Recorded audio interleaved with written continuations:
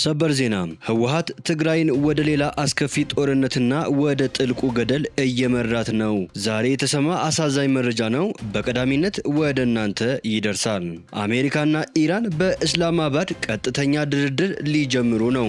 ፕሬዝዳንት ፑቲን ዩክሬን በመላው የኔቶ ጥምረት መሳሪያ የሚቀርብላት ጠብጫሪ ኃይል ናት ሲሉ ተናገሩ። የአሜሪካ የስለላ ተቋም ስለ አዲሱ የኢራን መሪ አስገራሚ መረጃ ዛሬ አውጥቷል። ኢራን ከሰሞኑ አሜሪካ የፈጸመችው ጥቃት ለዲፕሎማሲ ያላትን ፍላጎት ጥርጣሬ ውስጥ ከተዋል አለች። ሁሉንም በዝርዝር ታደምጡታላችሁ። ሰላም ጤና ይስጥልኝ ውድ ተመልካቾቻችን፣ አሁን የተሰሙ ሰበር መረጃዎችን ይዤ ቀርብ ያለው አብራችሁን ቆዩ። በቀጣይ ፈጣንና እውነተኛ ሰበር መረጃዎችን በፍጥነት ለመከታተል ቻናሉን ሰብስክራይብ በማድረግ የደወል ምልክቷን በመጫን አሁኑኑ ቤተሰብ ይሁኑ። ይህንን መረጃ ደግሞ ላይክ በማድረግ ቤተሰብነታችሁን ማጠናከር ይችላሉ። አሁን መረጃዎቹን በዝርዝር ወደ እናንተ እናቀርባለን። እስከ ፍጻሜው አብራችሁን ቆዩ።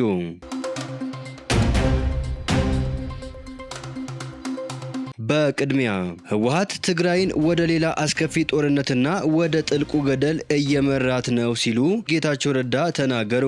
የቀድሞ የትግራይ ጊዜያዊ አስተዳደር ፕሬዝዳንትና የጠቅላይ ሚኒስትሩ የምስራቅ አፍሪካ ጉዳዮች አማካሪ ሚኒስትር አቶ ጌታቸው ረዳ በአፍሪካ ሪፖርት ላይ ባሰፈሩት መጣጠፍ በዶክተር ደብረጽዮን ገብረ ሚካኤል የሚመራው የህወሓት ቡድን ትግራይን ወደ አዲስና አስከፊ ጦርነት እየገፋት መሆኑን አስጠነቀቁ።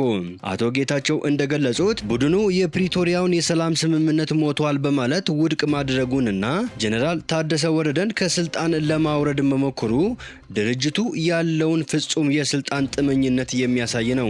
ህወሓት ከታሪካዊ ስህተቶቹ ከመማር ይልቅ የህዝብን ደህንነት ለስልጣን ማቆያነት መስዋዕት እያደረገ ነው ሲሉ ወቅሰዋል። አቶ ጌታቸው ረዳ በመጣጠፋቸው ዶክተር ደብረጽዮን ገብረ ሚካኤልን የትግራይ መከራ መሪ ሲሉ የገለጿቸው ሲሆን ባለፉት ዓመታት የተከሰተውና በመቶ ሺዎች የሚቆጠሩ ሰዎችን ህይወት የቀጠፈው ጦርነትና ዋና መንስኤ የህወሓት አመራር ስልታዊ ስህተት መሆኑን ጠቁመዋል። አሁንም ደብረጽዮንን በምክር ቤት በኩል በፕሬዝዳንትነት መልሶ ለመሰየም የሚደረገው ጥረት የፌዴራል መንግስቱንና የሰላም ስምምነቱን በቀጥታ የሚጋፋ አደገኛ አካሄድ መሆኑን ገልጸዋል። ህወሓት የሚተርፈው በትርምስና በጦርነት ውስጥ ብቻ እንደሆነና ለዚህም ሲል የክልሉን ህዝብ ዳግም ለማይወጣው መከራ እየዳረገው ነው ብለዋል። በመጨረሻም አቶ ጌታቸው ረዳ ራሳቸውንም ጨምሮ የህወሓት አመራሮች ትግራይን አሁን ላለችበት ውድቀት ተጠያቂ መሆናቸውን አምነው አሁን ያለው የደብረጽዮን ቡድን ግን ከውስጥና ከውጭ ኃይሎች ጋር መላላኩና ለጦርነት መዘጋጀቱን አውግዘዋል። ትግራይ አሁን የሚያስፈልጋት ለስልጣን የሚራኮት አመራር ሳይሆን ህዝቡን ከተጨማሪ እልቂት የሚታደግ ኃላፊነት የሚሰማው መሪ መሆኑን አሳስበዋል። ይህ አደገኛ አካሄድ ካልተገታ በትግራይ ህዝብ ላይ የሚደርሰው መዘዝ እጅግ የከፋና ሊታደጉት የማይችሉት እንደሚሆን በጽኑ አስጠንቅቀዋል።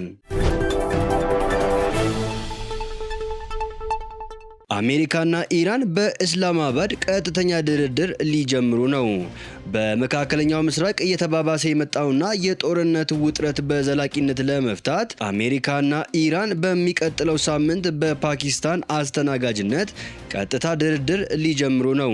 ፓኪስታን በሁለቱ ሀገራት መካከል እንደ ድልድይ በመሆን ድርድሩን በማመቻቸት ረገድ ቁልፍ ሚና እየተጫወተች ትገኛለች። ዎል ስትሪት ጆርናል ታማኝ ምንጮችን ጠቅሶ እንደዘገበው ሁለቱ ወገኖች ለአንድ ወር ለሚቆየው ከፍተኛ ድርድር መነሻ የሚሆንና 14 ነጥቦችን የያዘ የመግባቢያ ሰነድ በማዘጋጀት ላይ ናቸው። በዚህ ወሳኝ የዲፕሎማሲ ሂደት ላይ የሚሳተፈው የአሜሪካ ልዑክ በምክትል ፕሬዝዳንት ጄዲ ቫንስ እንደሚመራ የሚጠበቅ ሲሆን ከኢራን በኩል ደግሞ የውጭ ጉዳይ ሚኒስትሩ አባስ አራግቺ የሚመሩት ልዑክ ይሳተፋሉ ተብለዋል። የአሜሪካው ፕሬዝዳንት ዶናልድ ጄ ትራምፕ ዋይት ሃውስ በሰላም ጥሪው ላይ ከኢራን በኩል ምላሽ እየጠበቀ መሆኑን ለሲኤንኤን ገልጸዋል። ይሁን እንጂ ዋሽንግተን እስካሁን ይፋዊ ምላሽ እንዳልደረሳት ኢቢኤስ ኒውስ የዘገበ ሲሆን ይህም በኢራን በኩል የመጨረሻ ውይይቶች እየተደረጉ መሆኑን ያሳያል ተብለዋል። ከፓኪስታን በተጨማሪ ኳታር በሁለቱ ሀገራት መካከል ያለውን ልዩነት ለማጥበብ በሚስጥር የሚካሄዱ የዲፕሎማሲ ጥረቶችን በድጋሚ መጀመሯ ታውቀዋል። የውይይቱ ዋና ዓላማ በሀገሪቱ መካከል ያለውን ቀጥተኛ ግጭት ማቆም፣ በሆርሙዝ ሰርጥ ላይ የተጣለውን እገዳ ማንሳትና በቀጠናው ዘላቂ ሰላም ማምጣት ነው። ይህ ድርድር ስኬታማ ከሆነ በዓለም አቀፍ የነዳጅ ገበያና በጸጥታ ሁኔታ ላይ ትልቅ መረጋጋት እንደሚፈጥር ይጠበቃል።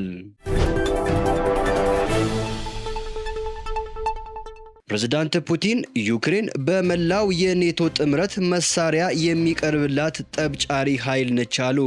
የሩሲያው ፕሬዝዳንት ቭላዲሚር ፑቲን ዛሬ በሞስኮ በተከበረው የድል በዓል ላይ ባደረጉት ንግግር ዩክሬን ውስጥ የሚካሄዱት ጦርነት ትክክለኛነት ገልጸው የሰሜን አትላንቲክ የጦር ቃል ኪዳንን ኔቶ አወገዙ። በመቶዎች የሚቆጠሩ የጦር ኃይል አባላትና ጥቂት የዓለም መሪዎች በተገኙበት ክብረ በዓል ላይ ንግግር ያደረጉት ፑቲን ዩክሬን ውስጥ እየተዋጉ ያሉት ፍትሃዊ ጦርነት መሆኑን ገልጸዋል። ዩክሬንን በመላው የኔቶ ጥምረት መሳሪያ የሚቀርብላትና የምትደገፍ ጠብጫሪ ኃይል እንደሆነች ሲናገሩም ተደምጠዋል። ፑቲን ንግግር ያደረጉበት በዓል ሶቪየት ህብረት ጀርመን ላይ የተቀዳጀችበት ድል የሚከበርበት የሩሲያ ትልቁ ብሔራዊ በዓል ነው። የዘንድሮ የበዓል አከባበር ከዚህ ቀደም ከነበረው አንጻር የቀዘቀዘ ነው። ቀኑ ከመድረሱ አስቀድሞ ሩሲያና ዩክሬን የሶስት ቀናት የተኩስ አቁም ለማድረግ መስማማታቸውን የአሜሪካው ፕሬዝዳንት ዶናልድ ጂ ትራምፕ አርብ ዕለት አስታውቀዋል። ከበርካታ ዓመታት በኋላ ለመጀመሪያ ጊዜ በዘንድሮው የሞስኮ የድል በዓል ሰልፍ ላይ መሳሪያ የጫኑ ተሽከርካሪዎች ወይም ባላስቲክ ሚሳኤሎች አልታዩም። የጦር ኃይል አባላት ግን በጥብቅ የደህንነት ጥበቃ ስር ሆነው በከተማዋ ቀይ አደባባይ አካባቢ ተሰልፈው አልፈዋል። ፑቲን በክብረ በዓል ንግግራቸው የሩሲያ ወታደሮች በመላው የኔቶ ጥምረት መሳሪያ የሚቀርብላትና የምትደገፍን ጠብጫሪ ኃይል እየተጋፈጡ ነው። ይህ ሁሉ ሆኖም ጀግኖቻችን ወደፊት እየገሰገሱ ነው ብለዋል። ኢራን ከሰሞኑ አሜሪካ የፈጸመችው ጥቃት ለዲፕሎማሲ ያላትን ፍላጎት ጥርጣሬ ውስጥ ከቷል አለች። አሜሪካና ኢራን አንዳቸው በሌላኛቸው ላይ ጥቃት ከፈጸሙ በኋላ በትናንትናው ዕለት ከቱርክ አቻቸው ጋር የተነጋገሩት የኢራን የውጭ ጉዳይ ሚኒስቴር አባስ አራግቺ ዋሽንግተን የተኩስ አቁም ስምምነቱን በተደጋጋሚ መጣሷ ለዲፕሎማሲያዊ መፍትሄ ያላትን ቁርጠኝነት ጥርጣሬ ውስጥ መክተቱን ተናገሩ። አራግቺ ከቱርክ ውጭ ጉዳይ ሚኒስቴር ሃካን ፊደን ጋር ያደረጉት የስልክ ንግግር በዋነኛነት ትኩረት ያደረገው ቀጠናዊ ጉዳዮች ላይ እንደነበረ ባወጡት መግለጫ አስታውቀዋል። መግለጫው እንደሚያስረዳው የኢራኑ የውጭ ጉዳይ ሚኒስቴር አሜሪካ ከሰሞኑ በፋርስ ባህረ ሰላጤ አካባቢ የጀብድ እንቅስቃሴ ማድረጓን ጠቅሰዋል። ከፍተኛ የአሜሪካ ባለስልጣናት ጸያፍና ስድብ ንግግሮችን ማድረጋቸውን በማንሳትም ከሰዋል። አሜሪካና ኢራን ሐሙስ ምሽት አንዳቸው በሌላኛቸው ላይ ጥቃት ፈጽመዋል። ጥቃቱን ማን ቀድሞ እንደጀመረው አልተረጋገጠም። ኢራን ግን ወደ ሆርሙዝ ወሽመጥ እየተጠጉ የነበሩ ነዳጅ ጫኝና ሌላ መርከቧ በአሜሪካ ኢላማ እንደተደረገባት ገልጻለች። በተለያዩ የባህር ዳርቻ አካባቢዎች ላይ የአየር ጥቃት መፈጸሙን አስታውቃለች። አሜሪካ በበኩሏ ወሽመጡ ላይ በሰፈረው ሚሳኤል ተሸካሚ አውዳሚ መርከቧ ላይ ኢራን ለፈጸመችባት ጥቃት ራስን የመከላከል ጥቃቶችን በማድረስ ምላሽ መስጠቷን ትናገራለች። የኢራኑ የውጭ ጉዳይ ሚኒስቴር ከሰሞኑ የአሜሪካ ኃይሎች በፋርስ ባህረ ሰላጤ ውጥረት የማባባስና የተኩስ አቁም ስምምነቱን በተደጋጋሚ የመጣስ ተግባራት ላይ መሰማራታቸውን አንስተዋል። በዚህም ምክንያት አሜሪካ ለዲፕሎማሲው መንገድ ስላላት ፍላጎትና ቁርጠኝነት የተፈጠረው ጥርጣሬ ጨምረዋል እንዳሉ በመግለጫው ሰፍረዋል። የአሜሪካ አጥፊ አካሄድ የዲፕሎማሲውን ሂደት የሚጎዳና የኢራን ሕዝብ በአሜሪካ ዓላማ ላይ ያለውን ጥርጣሬ የሚያባብዝ እንደሆነም ተናግረዋል። የውጭ ጉዳይ ሚኒስትሩ ይህንን ወቀሳ ያሰሙት ፕሬዝዳንት ዶናልድ ጄ ትራምፕ አሜሪካ ላቀረበችው የስምምነት እቅድ የኢራንን ምላሽ እየጠበቁ መሆኑን በተናገሩ ማግስት ነው። እስካሁን ድረስ ኢራን ምላሽ ሰጥታ እንደሆነ አልተገለጸም። ትራምፕ ከሐሙስ ዕለቱ ጥቃት በኋላ በማህበራዊ ሚዲያ ገጻቸው ላይ ባሰፈሩት ጽሑፍ ዛሬ በድጋሚ እንደዘረርናቸው ሁሉ ስምምነታቸውን በፍጥነት ካልፈረሙ ወደፊት በበለጠ ጥንካሬና ከፍ ባለ ኃይል እንዘረራቸዋለን በማለት ተናግረዋል።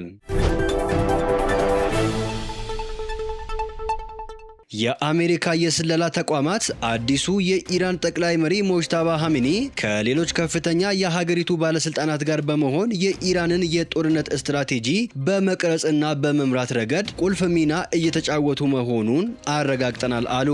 ይህንኑ መረጃ ለመስሪያ ቤቱ ቅርበት ያላቸውን በርካታ ባለስልጣናትን ጠቅሶ ሲኤንኤን ዘግቧል። እንደ ምንጮቹ ገለጻ አባታቸውን በገደለው ተመሳሳይ ጥቃት ሞጅታባ ኻሜኒ ጉዳት ከደረሰባቸው ጊዜ አንስቶ አሜሪካ የት እንደሚገኙ በአይን አይታ ለማረጋገጥ አልቻለችም። መሪው ከጥቃቱ በኋላ በአደባባይ ታይተው አያውቁም። በአሁኑ ወቅት መሪው ከእይታ ርቀው በለይቶ ማቆያ ውስጥ የሚገኙ ሲሆን ፊታቸው፣ እጃቸው፣ ገላቸውና አንደኛው እግራቸው ላይ ለደረሰባቸው ከባድ የእሳት ቃጠሎ ሕክምና እየተደረገላቸው እንደሚገኝም ምንጮቹ አክለው አብራርተዋል። በከባድ የሕክምና ክትትል ውስጥ ሆኖም የሀገሪቱን የጦር አቅጣጫ በመወሰኑ ሂደት ላይ ግንባር ቀደም ተዋናይ መሆናቸውን የአሜሪካ የስለላ መረጃዎች ያመላክታሉ።